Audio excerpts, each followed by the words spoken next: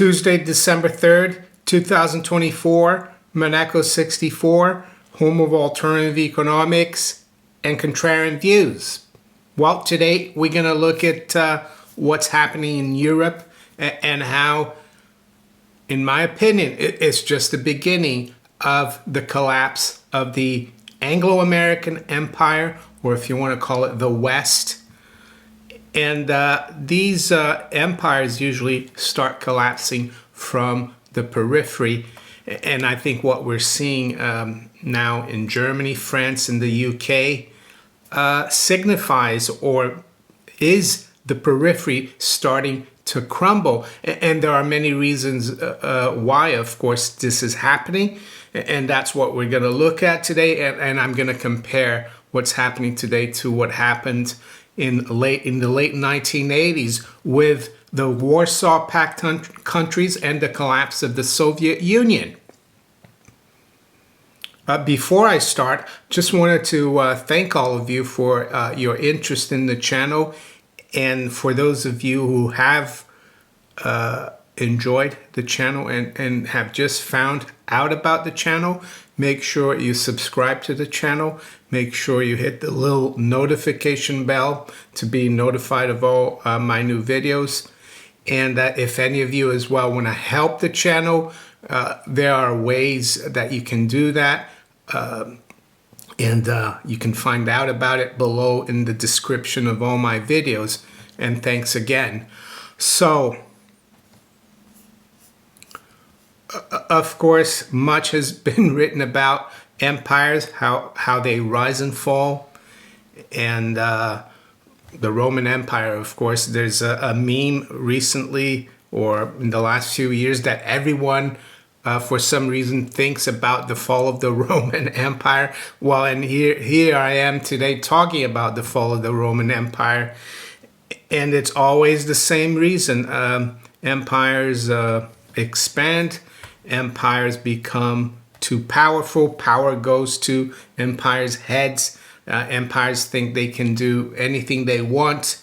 The other thing about empires is the money, right? It's the debt that they incur in trying to maintain that empire.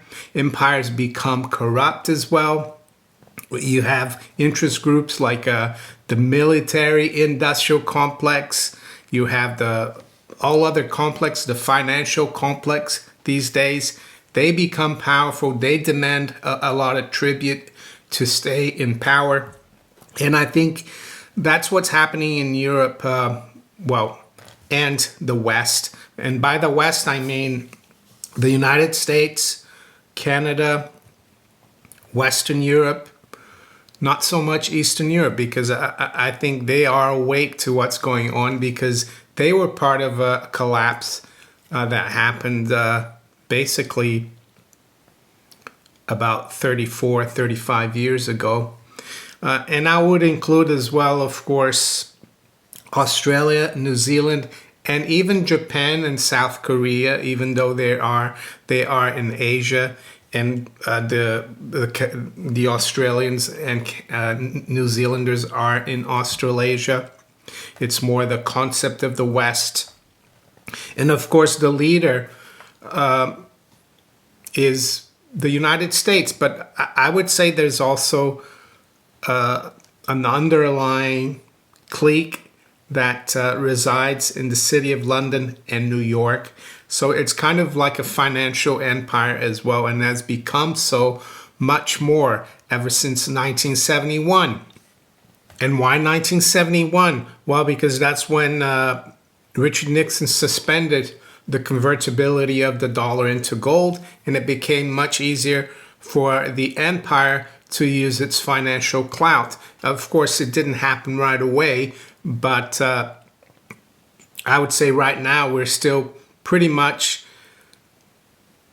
very near the apex of that power. It is waning, and that's why I think the collapse is here. But before I look at why I think we are on the verge of a collapse, and I think it could take months or maybe a year or two, but I would say that's pretty close in the scheme of things. I wanted to look at the Warsaw Pact country, or communism in Eastern Europe and the Soviet Union. So in the Soviet Union, of course, you could argue that communism lasted about 73, 72 years, started in 1917, and by 1991, the Soviet Union was no more. In terms of Eastern Europe, the power of the Soviet Union and the bringing about of the Warsaw Pact countries, that began again in the 1950s. The Warsaw Pact countries, which were the communist countries in Eastern Europe, they only got together. The Warsaw Pact was only created in 1955. NATO was created a lot earlier, but I would say that the Cold War, so to speak, started right after World War II in 1946 with Winston Churchill's Iron Curtain speech. Yes, he made that at Westminster College in Fulton, Missouri, and he set the stage there for dividing Europe. Of course, many people didn't want a divided Europe because the Soviets had helped the Allies defeat the Nazis, but that's how it worked. So I would say that this division of Europe lasted 45 years, 1946 to 1991. And I remember very well the collapse of the Warsaw Pact bloc, communism in Eastern Europe. And it was very unexpected for a lot of us, most of us in the West. And I think it was quite unexpected for a lot of people in those countries, even though I think just like now, a lot of people were awake to the fact that the system was really rotten from within, the communist system of central control, central planning, the finances, also the corruption. And it feels very much like what we have today in the West. So if you look at the timeline here, revolutions of 1989. So that's what they were. They weren't, of course, bloody revolutions. In some instances, they did become partly a little bit, like with Ceausescu and his wife. Look it up, Nicolae Ceausescu in Romania, what happened to him. But mostly it was just like, it just collapsed. Like the people in charge of policing and running things, they just gave up. And I think our collapse of the West is going to be slightly different, but all the symptoms are there. So it says here, revolutions of 1989, also known as the fall of communism, were a revolutionary wave of liberal democracy movements that resulted in the collapse of most Marxist-Leninist governments in the Eastern Bloc and other parts of the world. The revolutionary wave is sometimes referred to as the Autumn of Nations, a play on the term of Spring of Nations that is sometimes used to describe the revolutions of 1848 in Europe. Revolutions of 1989 were a key factor in the dissolution of the Soviet Union, one of the two global superpowers, and the abandonment of communist regimes in many parts of the world, some of which were violently overthrown. But here's the interesting part about the periphery. The earliest recorded protests to be part of the revolutions of 1989 began in Kazakhstan, then part of the Soviet Union in 1986 with student demonstrations. And the last chapter of the revolutions ended in 1996 when Ukraine abolished the Soviet political system of government, adopting a new constitution, which replaced the Soviet-era constitution. The main region of these revolutions was Central Europe, starting in Poland, with the Polish workers' mass strike movement in 1988, Then the revolutionary trend in Hungary, East Germany, Bulgaria, Czechoslovakia, and Romania. So it was like a domino reaction. And Germany, of course, reunified in 1990. And then it says here the Soviet Union itself, so the United States, you could substitute that for, it itself became a multi-party semi-presidential republic from March 1990 and held its first presidential election, marking a drastic change as part of its reform program. The Soviet Union dissolved in December 1991, resulting in 7 new countries which had declared their independence from the Soviet Union over the course of the year, while the Baltic states regained their independence in September 1991, along with Ukraine, Georgia, Azerbaijan, and Armenia. So there you go. It was all like from the periphery, and then the center collapsed basically in 1991. Am I saying that's what's going to happen in terms of countries and nation states with the West? Not necessarily. I think it's more to do with the European Union, with the Euro, and we're going to cover that now. And I'm seeing some headlines here that are kind of serious and tell me that, it might not happen right away, but we are in the beginnings of. So the other day, I think it was November 29th, Germany's far-right AfD vows to part ways with the EU. Not the Euro. Yeah, but anyway, if they part ways with the EU, if they do a Brexit, they'll be out of the Euro as well. And they want to be out of the Paris deal. What's the Paris deal? Well, it's the climate change deal. And so why is this happening? Why is the West, in my opinion, on the verge of imploding? Well, there's a few reasons why. The first one, of course, is the debt. And the second one was the 2008 crisis, but that's to do with the debt. And then we had the Southern European sovereign debt crisis, 2011, 2012. There was more debt, and the central bankers and governments have taken on the debt willingly, mainly because interest rates were quite low, and also central banks printed trillions upon trillions. And they didn't realize at the time what kind of effect that would have on their economies. And of course, the Ukraine war is another reason why. And I agree that Europe has been pushed into this by, the head of the empire, the Anglo-American Empire, the Americans and the British. And why are the Americans and the British doing that? Well, because of Thucydides' trap, which I've spoken about, which is what happened to empires when they're long in the tooth and they know they're going to collapse.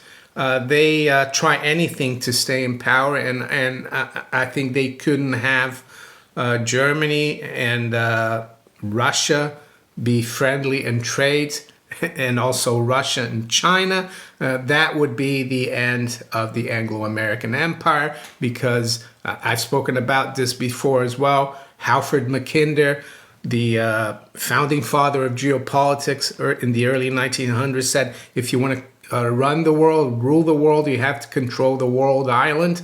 The world island, of course, is Europe, Asia, and Africa. And if you lose control of Eurasia, you lose everything.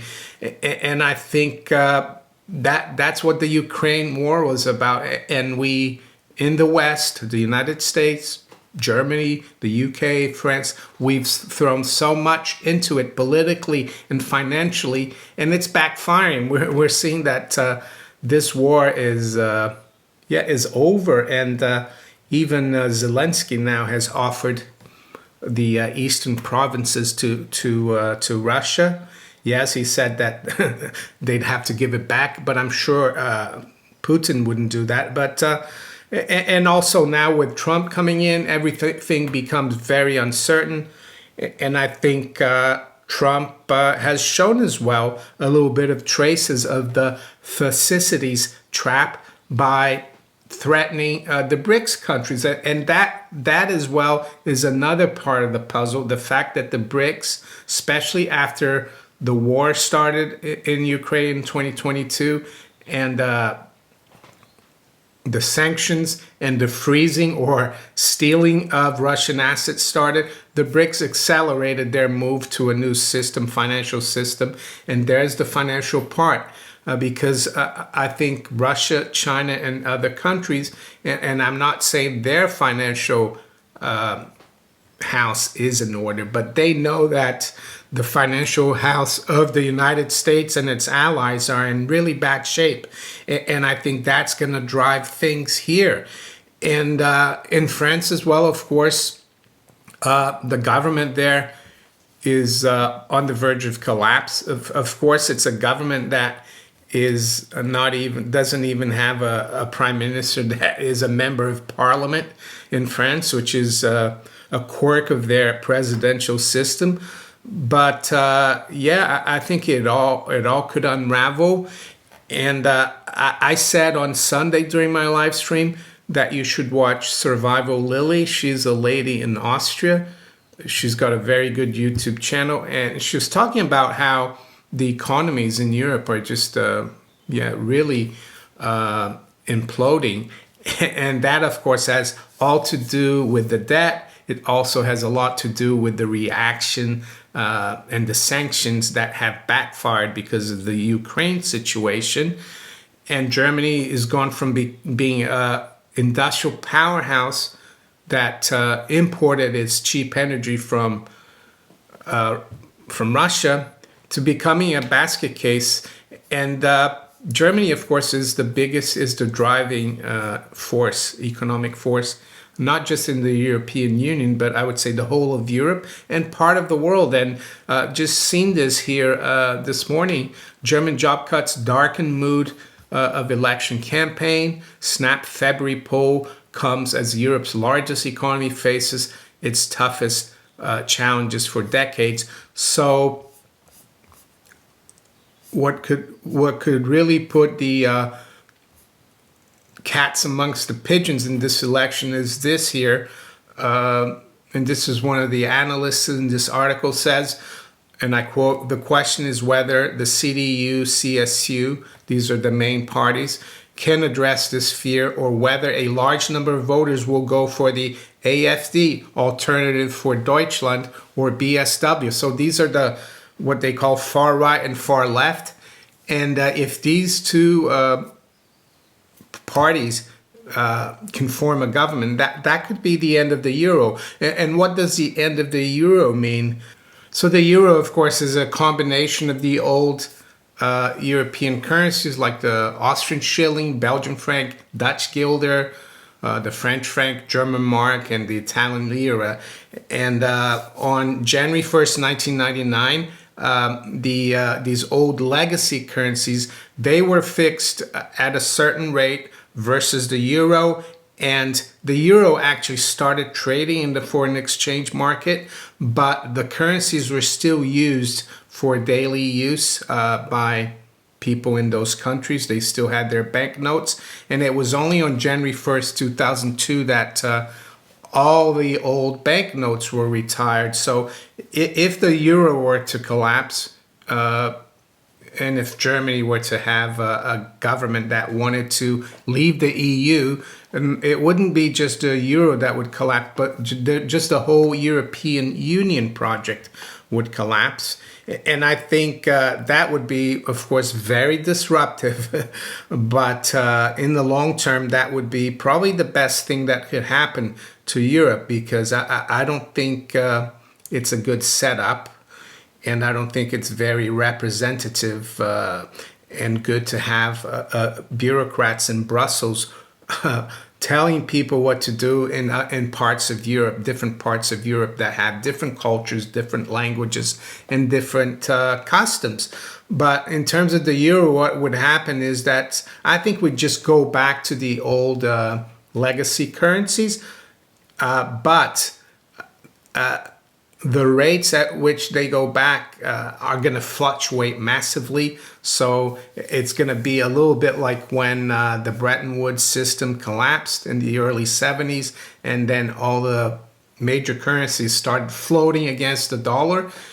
And I would say the Deutschmark would still be the strongest currency. And we could see currencies like the lira and the smaller countries and the historically weak currencies really do badly. So how will people hedge against this, in my opinion? Well, back in 2011-12, people were buying German government bonds, especially the short-term bills and stuff like that, because even if the euro collapses, that debt will still be part of the German debt.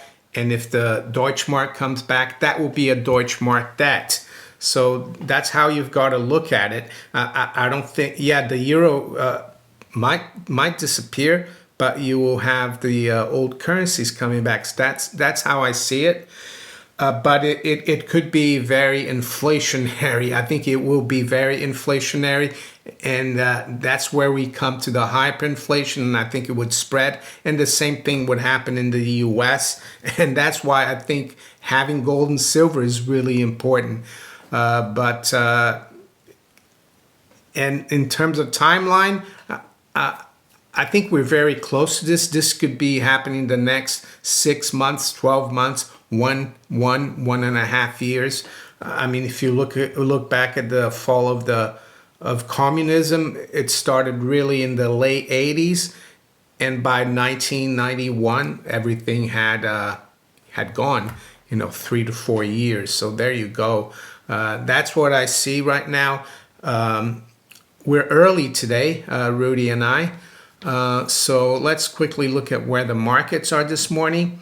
It's 6 past 7 a.m. London time. We've got spot gold at 26.46, up $7. High's been 50, the low 34, so fairly steady.